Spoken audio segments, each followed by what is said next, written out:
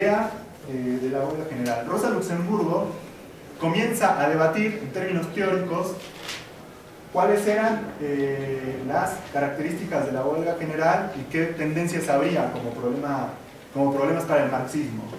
Para el marxismo había grandes problemas porque para esa época, como les decía, el marxismo de la socialdemocracia en Alemania opinaba que se podía cambiar radicalmente la sociedad de forma gradual por la conquista del poder político, y Rosa Luxemburgo plantea la hipótesis de que es probable, por lo que pasaba en Bélgica y en Rusia, que la huelga general en realidad fuera una posibilidad real para transformar la sociedad de conjunto. Y empieza a haber una gran discusión sobre los problemas de estrategia. Entonces Kautsky, por ejemplo, plantea incorporando los elementos de estrategia militar sobre la estrategia de desgaste, que es la estrategia de desgastar al poder de la burguesía desde el poder burgués mismo, ¿no? Que es, por ejemplo, en términos muy triviales, pues aquellos que opinan que hay que, por ejemplo, entrar a un parlamento, entrar a una diputación, que fue en realidad lo que pasó con los partidos marxistas en la década de los años 90, ¿no? Por ejemplo, los partidos franceses como el Nuevo Partido Anticapitalista, que consideraban que era posible conquistar una o dos diputaciones para fortalecer la lucha social. En los 90, pues era, en los años 2000, era la hipótesis por lo menos del PT en Brasil, ¿no? En Puerto Alegre, ¿no? Donde lograron tener el gobierno de Puerto Alegre el presupuesto participativo, y por la vía de ganar una diputación, por la vía de lograr una representación en un lugar, pues podían fortalecer por la vía del erario público la lucha social y tener locales públicos, periódicos, hacer cursos de alfabetización, hacer escuelas políticas, escuelas de divulgación, de educación social, etc. En esa época entonces, Rosa Luxemburgo escribe también un texto que se llama Huelga General, Partidos y Sindicatos, en donde plantea que las huelgas generales debe de ser la hipótesis no solo para pelear por salario, que es el método tradicional que se usa para la clase trabajadora, que no es solamente la huelga, no debe ser la huelga solamente el método para pelear por conquistas sindicales, es decir, por la libertad de organizarse por gremios, que la huelga no debe ser el método solamente para conquistar uno u otro poder dentro de la democracia burguesa, sino que es la huelga general cruzada con demandas económicas, políticas, sociales y políticas, la única que puede fortalecer la tendencia de polarización entre la clase trabajadora y la burguesía. Es decir, que la huelga general es el método tradicional de la clase trabajadora para enfrentarse al poder de la burguesía. La huelga general como tendencia, como hipótesis estratégica.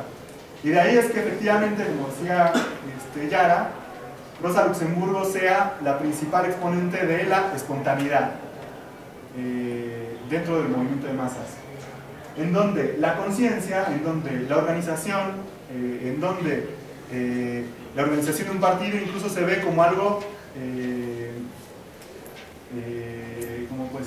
¿cómo se podría decir? No necesario, ¿no?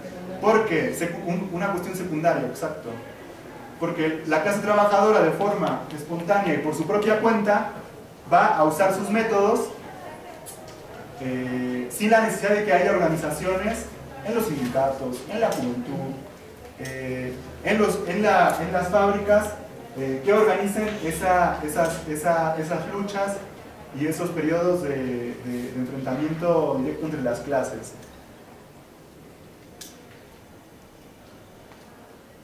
La huelga general de masas, para Rosa Luxemburgo, no es solamente una arma de tipo económico, como puede ser el problema de los salarios, no es solamente un arma de tipo político, sino es una cuestión estratégica desde el punto de vista de la guerra civil revolucionaria. Por eso, en cuanto estallan las huelgas en 1905, Rosa Luxemburgo no dudará en usar un pasaporte falso e ir a dirigir insurrección en Polonia. Ahora, el problema es que tiene un límite por el problema de la espontaneidad. Y es ahora a las cuestiones estratégicas que quería plantear sobre el tema de Grecia. El problema con la hipótesis estratégica de la espontaneidad de la huelga general en Rosa Luxemburgo es que la huelga general por sí misma no garantiza la victoria. O sea, no es en sí mismo, o sea, son los problemas claves y cruciales del problema de la dirección. Rosa Luxemburgo decía, la huelga general no se puede crear. O sea, una organización no puede crear una huelga general. La huelga general es producto de condiciones históricas, de espontaneidad, de excepcionalidad, de la lucha de clases, pero un partido se podría preparar para estar en una huelga general, pero no se prepara para dirigirla políticamente. De hecho, Rosa Luxemburgo, dentro de la socialdemocracia alemana, opinaba que la organización socialdemócrata era perversa en contra de la espontaneidad del movimiento de masas. ¿Qué se nos ha dicho en todo movimiento social, en toda huelga, en todo movimiento estudiantil? Que los colectivos vician los movimientos sociales, que politizan, que van por sus intereses, no sé, los prejuicios de los años 90 en contra de cualquier organización social, socialista, comunista o activista incluso. Es decir, la organización previa de conspiración, la organización previa de combate, la organización previa de politización, para Rosa Luxemburgo se ve como un problema de perversión de los fenómenos y de la lucha social. Porque la espontaneidad por sí sola va a crear, va a garantizar, ¿no?, la creatividad y el dinamismo que garantiza la transformación radical de la sociedad. De hecho, Rosa Luxemburgo lo que dice, por ejemplo, en contra de su organización socialdemócrata alemán, es que la organización es rutina, el Partido Socialdemócrata Alemán es rutina, y la huelga general es espontánea y creativa. Entonces, la participación de los socialdemócratas alemanes no puede ni orientar, ni dirigir, ni confluir con los fenómenos de espontaneidad del movimiento de masas. Esto es una cuestión muy importante porque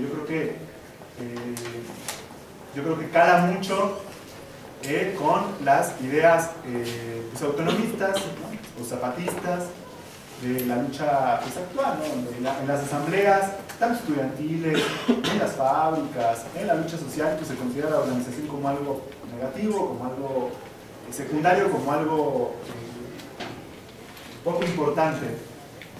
De hecho, hay una especie de culto a la espontaneidad del movimiento de masas, que la creatividad por sí misma, el movimiento de masas espontáneamente y de forma creativa va a garantizar la transformación radical de la sociedad.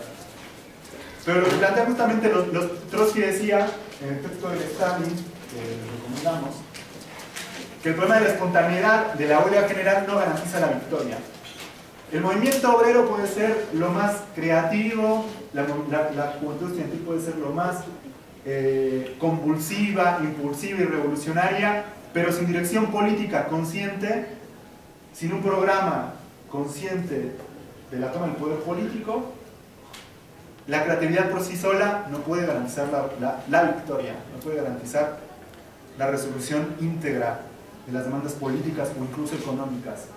Y yo creo que el ejemplo trágico de la actualidad de este límite de la teoría de Rosa Luxemburgo de la espontaneidad del movimiento de masas, pues está en Grecia, en donde no bastó con ya 25 huelgas generales para evitar la imposición de los planes de ajuste. 25 huelgas generales, en donde efectivamente las ideas que tienen mayor influencia son las ideas de corte anarquista, ¿no?, en donde no hay organizaciones políticas de izquierda, radicales, revolucionarias. De hecho, pesa el comunismo griego, que impulsa la huelga general, pero a la vez pelea porque lo voten al Parlamento, o una izquierda social reformista, como la de Siricia, que capitaliza el descontento de la huelga general para que sean votados a un gobierno de coalición en el Parlamento. Pero ni con 25 huelgas generales que han demostrado creatividad, yo creo que todos ustedes han visto. Tomas de fábrica bajo control obrero, como el Hospital Kiplis, como el periódico Elefterotepia, como tomas del Parlamento, como cuando fue la primera huelga general, con 25 o 26, la verdad no me acuerdo cuántos edificios incendiados, con una juventud que después del asesinato de Alexis Grigoropoulos ha tomado los politécnicos y los liceos, con huelgas generales que han sido a escala nacional, que han sido industriales y de servicios, que además ha generado la simpatía de grandes sectores de la izquierda en Europa, no se ha logrado triunfar. Entonces, como decía Trotsky, les decía Leonel Stalin, lo que plantea es que la huelga general plantea el problema del poder, porque en esos días, cuando hay huelga general, efectivamente se cuestiona el poder político de la burguesía y del parlamento, ¿no? Plantea las cuestiones del poder, pero no las resuelve. De ese problema de la huelga general. Plantea los problemas del poder, porque se plantea el antagonismo de clase del gobierno de la burguesía frente a los trabajadores, los campesinos y el pueblo pobre que se organiza por la vía de la huelga y deciden paralizar la sociedad un día entero, o 2 días, o 10 días. Plantea el problema del poder sobre quién manda en la sociedad burguesa, pero no resuelve el problema del poder.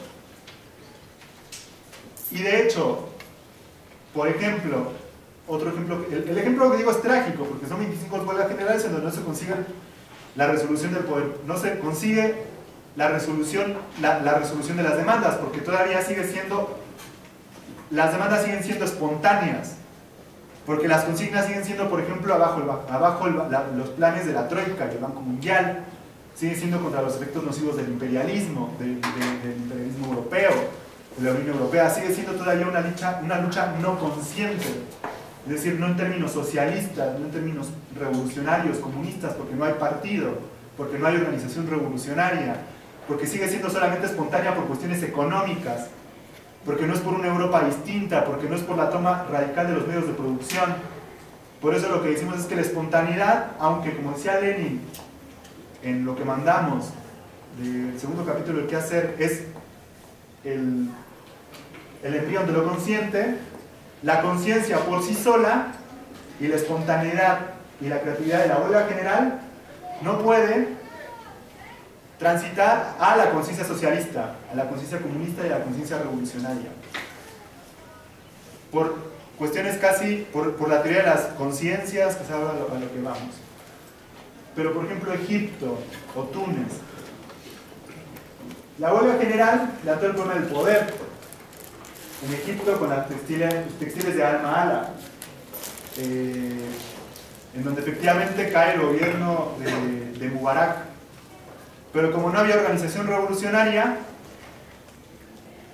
la espontaneidad logró la caída de Mubarak, pero el gobierno, que sí se prepara y tiene profesionales para vencer, logró instalar una dictadura militar que descomprimió todo el proceso revolucionario, y ahora tiene una dictadura militar que convocó elecciones y una asamblea constituyente en donde las revueltas en la juventud y en las fábricas son brutalmente reprimidas.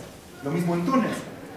La huelga general de la UGTT logró la caída del derrumbe de Ben Ali, se convocó una asamblea constituyente porque la burguesía sabe desviar, se cuestionó el problema, se plantearon los problemas del cuestionamiento del poder, pero no lo resolvió. Esas son las cuestiones de la espontaneidad de la conciencia, la huelga general y el problema de la creatividad del movimiento de masas. Esos son los límites de la huelga general. La huelga general como hipótesis es el enfrentamiento radical de la lucha de los proletarios en la lucha de clases. Cuestiona el problema del poder, pero no lo resuelve. ¿Por qué no lo resuelve?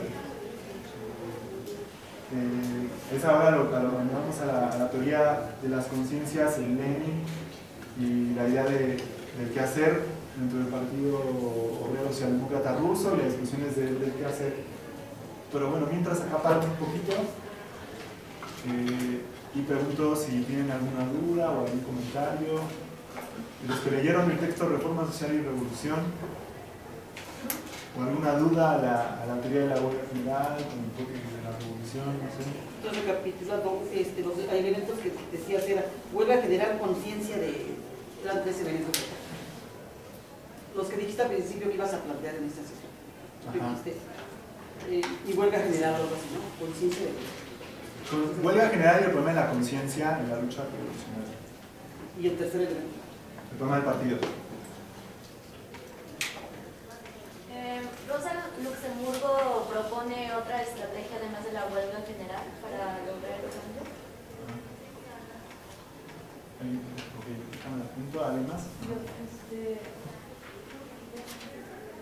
No sé si tener una posición con las centurias proletarias, o sea, si cuando ella portara armas y tal, o sea, concebía que la organización militar del proletariado era espontáneo o parte de una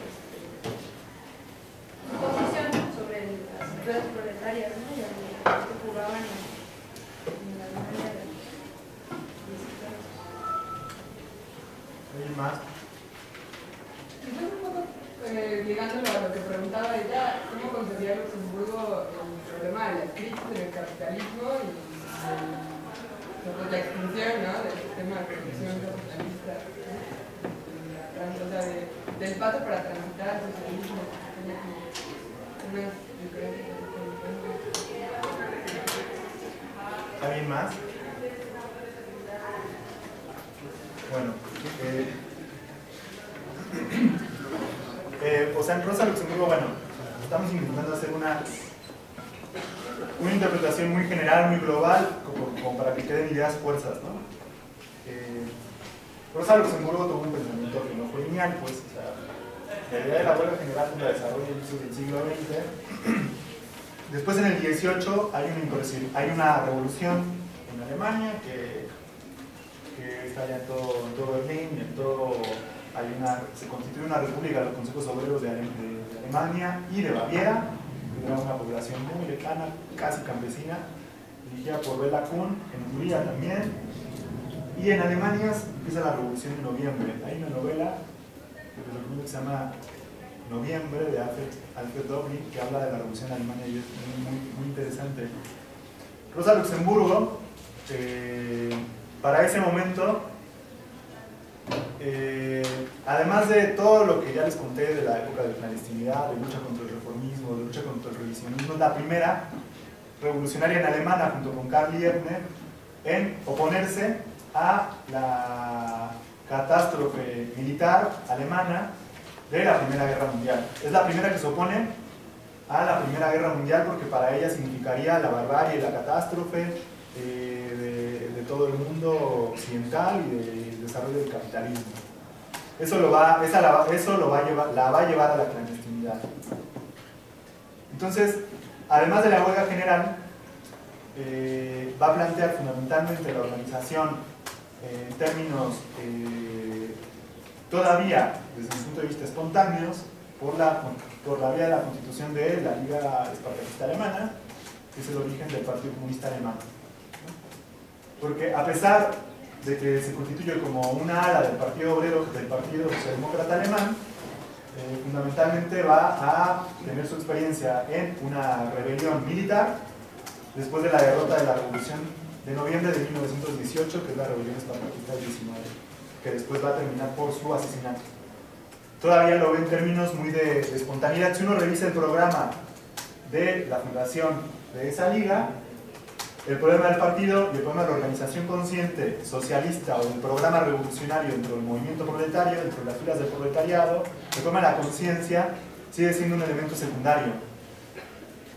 En realidad solamente era la organización de un ala, de una fracción dentro de la socialdemocracia alemana, pero que todavía no rompía con una visión espontaneista de la revolución. En términos militares, Rosa Luxemburgo, yo les decía, ¿no?, al inicio, Rosa Luxemburgo, cuando estaba en Polonia, y después en su exilio en Varsovia, en su estancia en Varsovia, en su exilio en Zúrich, aprendió el uso de las armas, por lo cual dirigió militarmente y ayudó a la revolución, a la insurrección polaca en 1905, cuando comienza la revolución en Rusia. Posición antimilitarista tiene, justamente por la catástrofe del 14, pues será de las primeras que se pone a la guerra en toda Alemania, junto con Liebknecht y Leo Hotchkiss y muchos otros más que fundaron la Liga Espartaquista. No verá Rosa Luxemburgo la revolución del 23, o por lo menos el inicio de la revolución alemana del 23. No tendrá textos sobre el problema militar. Tiene textos sobre el problema del militarismo producto de la Primera Guerra Mundial. Pero pues bueno, fundamentalmente la idea en Rosa Luxemburgo, por lo menos de la hipótesis para la transformación radical de la sociedad, es el tema de la huelga general. Que plantea problemas de organización, por ejemplo, los textos que citaba ya sobre los problemas de organización de la socialdemocracia en Alemania son solamente cuestiones de crítica teórica, porque el combate de Rosa Luxemburgo al interior de la socialdemocracia alemana solo va a ser en términos teóricos, nunca va a ser en términos organizativos, van a ser hasta mucho después, hasta 18 y 19, y eso es lo que criticará Lenin, justamente en el folleto de Junius, y es a lo que vamos. Rosa Luxemburgo, cuando está en la cárcel, hacia el 14, cuando empieza la guerra, escribe un texto que se llama el folleto de Junius, ¿cómo se pronuncia? Que además de tener un estilo casi visionario de aviso de incendio de lo que sería la guerra, planteará los problemas que ella considera de orden de discusión estratégica para la socialdemocracia en Alemania, que tiene que ver con los problemas de la guerra, el 14, los problemas de la reforma o la revolución y el cambio gradual o el cambio convulsivo. Pero es un folleto que delimita a Rosa Luxemburgo de toda la socialdemocracia en Alemania, pero que no plantea ningún problema de organización. Eso es lo que discutirá Lenin. Lenin lee ese texto que se repartió por miles, eso hay que reconocerlo, lo repartían los comunistas alemanes de Rosa Luxemburgo, Lerner, Clara Zetkin y muchos otros repartían ese folleto entre los soldados, a todos los obreros berlineses. Lenin, cuando leyó ese texto, planteó que el problema de ese texto que estaba firmado, que no estaba firmado por Rosa Luxemburgo, sino bajo ese seudónimo, era que Rosa Luxemburgo criticaba los problemas del revisionismo y del reformismo de la socialdemocracia en Alemania, solamente en el aspecto teórico, pero no en el aspecto organizativo, por lo cual planteaba el problema de la conciencia y el problema de la organización socialdemócrata para la revolución en la época imperialista. Nosotros decíamos, en la época imperialista que se abre con la Guerra Mundial del 14, Lenin va a haber un cambio de época, en la cual el periodo de crisis, guerras y revoluciones plantea que la guerra será partera de revoluciones. Y fue la guerra del 14 fue la partera de la revolución del 17. Así como la guerra del 45 fue la partera de las revoluciones en Europa, como la revolución húngara del 56, en contra del estalinismo. Así como podría ser cualquier enfrentamiento bélico-militar actual, partera de revoluciones, porque transgrede radicalmente la conciencia de los proletarios y de la sociedad en su conjunto. Abre una nueva época, que es la época imperialista, que es la época de las arritmias. El periodo del siglo XX, como yo les contaba, el periodo de la guerra imperialista, de la revolución del 17, de la revolución china del 26-27, de la revolución en España del 33, la guerra civil, la segunda guerra mundial, abre el periodo de los cambios bruscos. Entonces Lenin, mientras Rosa Luxemburgo elaboraba estas polémicas contra la socialdemocracia en Alemania, comienza a prepararse no solamente en el terreno teórico para combatir el reformismo o el revisionismo, sino en el terreno organizativo. Entonces, primero empieza el terreno organizativo y estratégico. Me creerán que Lenin, cuando empieza la Primera Guerra Mundial, empieza a estudiar a Hegel, a la lógica hegeliana. Decía que nadie podría entender la nueva época si no se entendían la lógica hegeliana. Y empieza a estudiar, además, a Clausewitz, que era un teórico militar burgués que planteaba categorías que serían claves para organizar, para que la pelea contra el revisionismo y el reformismo fuera en términos organizativos, para dar respuesta a los cambios bruscos, porque lo que planteaba Lenin era que en momentos de guerra civil y de guerra imperialista, la clave de los procesos revolucionarios es que hay momentos, decía Lenin, y días que pesan en años, y hay años en donde no pasa nada. Y cuando empieza la guerra imperialista, los días, los minutos y las horas pueden ser determinantes en términos de estrategia revolucionaria. Y para la estrategia revolucionaria necesita una organización que se prepare para los momentos claves, para los momentos determinantes de la coyuntura histórica, como pueden ser revueltas, insurrecciones espontáneas o revoluciones. que son los problemas que yo planteaba por el problema de Túnez, Egipto y Grecia, que las revueltas, las huelgas generales son espontáneas, pero en la clave sí hay organización revolucionaria que se prepara previamente para eso en la lucha cotidiana, en la organización clandestina, en la lucha de fábrica, en las huelgas, en los pequeños combates, en el movimiento estudiantil y el movimiento obrero, que se preparan para esos momentos y darle una perspectiva revolucionaria, es decir, la conciencia política revolucionaria. Y la idea de la dirección de la insurrección como arte. La diferencia entre la revolución del 18 en Alemania es que no había dirección revolucionaria. La diferencia en 1917 con Lenin es que había un llamado partido, una fracción bolchevique dentro del Partido Obrero Socialdemócrata Ruso, o un partido bolchevique que precisó la fecha y la hora de la insurrección y del momento de la toma del poder por asalto del Palacio Invierno. Esa es la diferencia sustancial. Y ahora vamos con el tema de la conciencia y la espontaneidad. Sí.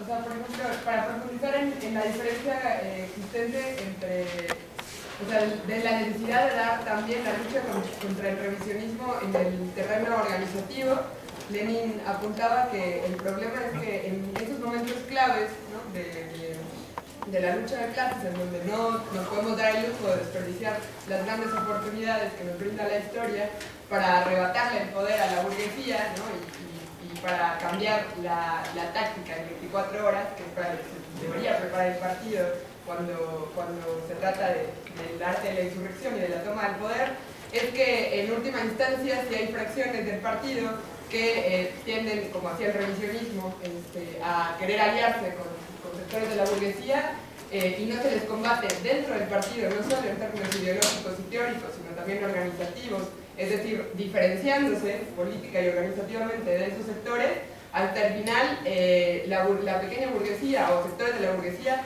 van a poder tener de su lado a sectores del proletariado, que son pues claves en ese momento, porque se necesita la unidad de las clases subalternas bajo la dirección de la clase obrera para la toma del poder.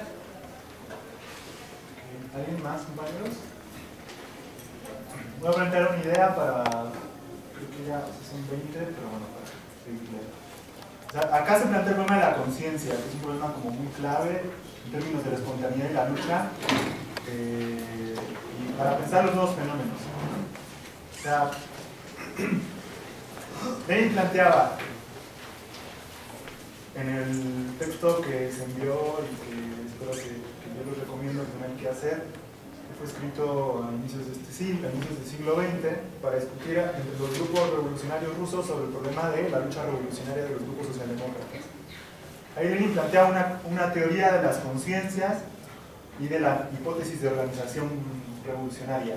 Si Rosa Luxemburgo le daba un mayor peso a la lucha, a la espontaneidad y a la creatividad del movimiento de masas, sobrevalorando la creatividad del movimiento obrero incluso, Lenin analizaba el peso que tenía las ideas de la sociedad burguesa y la sociedad dominante en el movimiento de masas. Y la necesidad de que la conciencia socialista, es decir, la conciencia de los intereses históricos de la clase obrera, como es la abolición de la propiedad privada, como es la toma del poder político por la vía violenta, como es la revolución socialista, ¿no?, la planificación de la economía, es decir, la destrucción del orden burgués, tardaría más tiempo en términos generacionales si se depositaba solamente en términos de que la conciencia, de que la espontaneidad sola de la clase obrera pudiera llegar a esa conciencia por sí sola.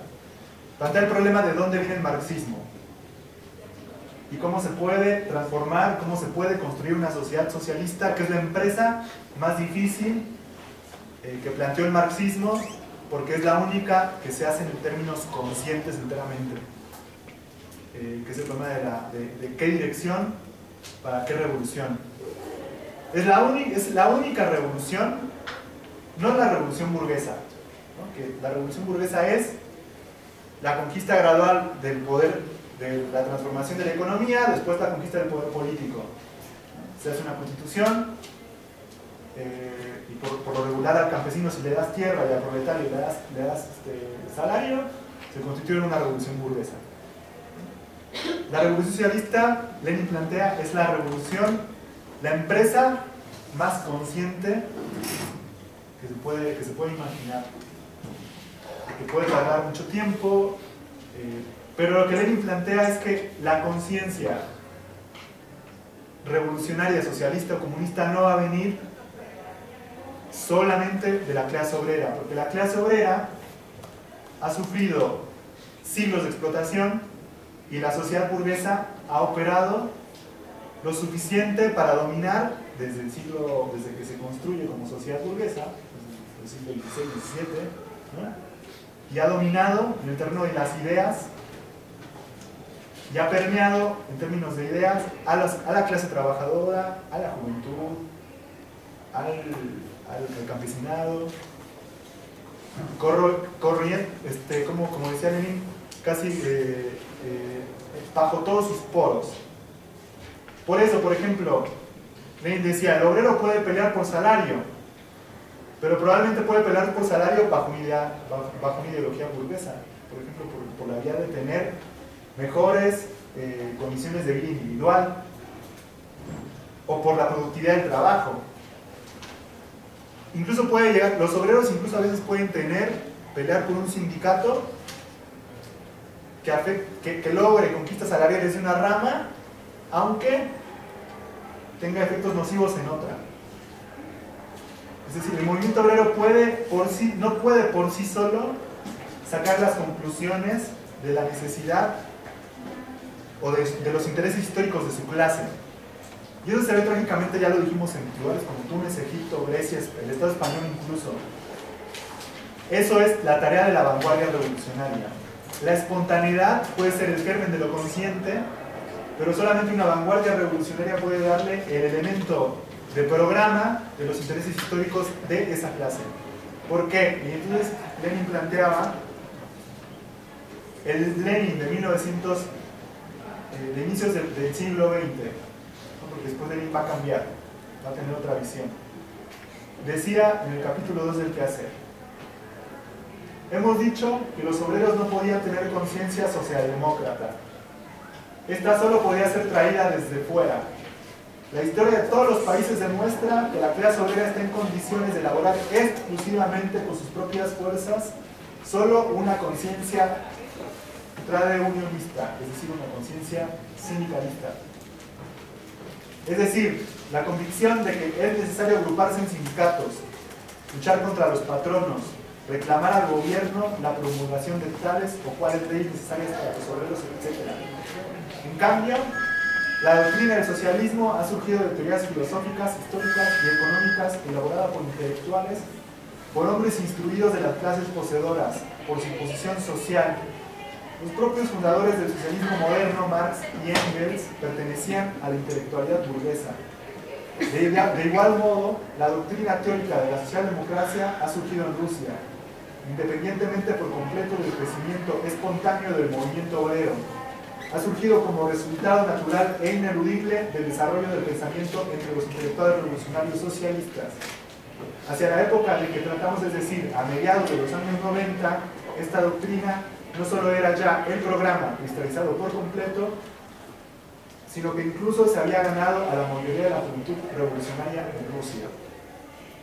Lo que está planteando Lenin es que la pelea espontánea, la lucha espontánea de calles, de huelgas, incluso todo el movimiento que surge en términos espontáneos, imposiblemente va a tener por su propia cuenta una conciencia socialista, comunista o revolucionaria. Aunque hay excepcionalidades, porque en ese mismo capítulo Lenin planteaba que la espontaneidad es el germen de lo consciente. Si uno piensa, por ejemplo, en términos de lo que está pasando hoy en el mundo europeo o en el mundo árabe, la lucha económica existe. El problema es que, pues, como yo decía, plantea el problema del poder, pero no plantea el problema de la solución del poder. De ahí que el problema de la pelea de Lenin en contra del reformismo y en contra del gradualismo se den en términos organizativos, porque una de sus principales conclusiones va a ser la necesidad de construir una organización partidaria de vanguardia que se prepare para los momentos de algidez, de cambios bruscos, de huelgas, insurrecciones, en la cual el partido se va a fusionar con esos sectores, pero va a poder dirigir y dar una perspectiva política revolucionaria a los procesos de la lucha de clases, que fue fundamentalmente lo que pasó en Rusia en 1917. No se puede entender la revolución de 1917 sin la preparación de ese pequeño grupo de revolucionarios que a inicios del siglo XX empezaron a construir una organización de vanguardia. ¿Y esa organización de vanguardia cuál era? Era una organización que se preparaba en términos de estrategia marxista, que estudiaba economía política, que estudiaba la situación internacional de esa época, que organizaba grupos de propaganda para ir a las fábricas, que se organizaba para entrar clandestinamente a los lugares más alejados de Rusia, que dotaba de una perspectiva revolucionaria a la juventud y que se preparaban para discutir las ideas marxistas, pero que también iba a la clandestinidad, que también iba a la lucha revolucionaria y a las calles, pero que se preparaba como un elemento consciente para los fenómenos de lucha de clases. Entonces, miren, ya son las 3:50, yo voy a dejar acá para que sigamos. Voy a hacer una invitación, se acaba de pasar un volante. Nosotros desde la Juventud Anticapitalista, Socialista y Revolucionaria estamos convocando a una próxima reunión el día 20 de este mes en el auditorio 9 de abril, 17 de abril, en la sección novena de la Coordinadora Nacional de Trabajadores de la Educación, que está afuera, muy cerca del Metro Allende. En el volante está la dirección. Esto es a las 4 de la tarde, y pues bueno, mejor bueno, es que en realidad hay varios compañeros que estamos impulsando este proyecto de la juventud, ¿no? Algunos que militamos en la LTF, en la Liga de Trabajadores por el Socialismo, pero también varios compañeros de diferentes escuelas, de la UNAM, de la UAM, de la UACM, de las prepas, pues el objetivo también en parte de impulsar esta cátedra y de impulsar este proyecto es que pues ya que pensamos que se reactualiza la época de guerras y revoluciones, que volvemos a la etapa en donde el marxismo con preponderancia estratégica, es decir, la problematización sobre la toma del poder y la preparación de una organización que pueda dar esta batalla es crucial, ¿no? Y debería estar en la cabeza de todos los jóvenes que somos parte de esta generación que se levanta a lo largo del mundo cuestionando regímenes dictatoriales, cuestionando los planes de austeridad, cuestionando que no tenemos un futuro o que apunta a ser muy negro, ¿no? Precario y sin empleo, pues vemos la necesidad de organizarnos, pensar los problemas de la lucha de clases y ver cómo dar las respuestas, ¿no? Entonces, pues además de la reunión central que vamos a tener este sábado en la sección novena de la CENTE, tenemos varias citas por escuela. Entonces, igual, si a alguno o alguna le interesa ir, tenemos una cita en Pilos, aquí, en las mesas que están frente a la librería Mascarones, el jueves a las 4 de la tarde. Tenemos una cita en Economía el miércoles a las 4 de la tarde, pero todavía no está definido el lugar. En Economía es el jueves a las 4, todavía no está definido el lugar, pero si hay alguien de Economía, acérquese y le confirmamos por mail. En la Facultad de Polacas tenemos una cita el jueves a la 1:30 en el B007. En Ciencias la tenemos el miércoles a las 3 de la tarde en el Salón P115. En la Prepa 9 vamos a tener una cita el jueves a las 2:30, pero todavía no está definido el lugar. En la UAM Azcapo va a ser el miércoles a las 2 de la tarde frente a la biblioteca. En Derecho el miércoles también a las 2:30 en el Salón D101.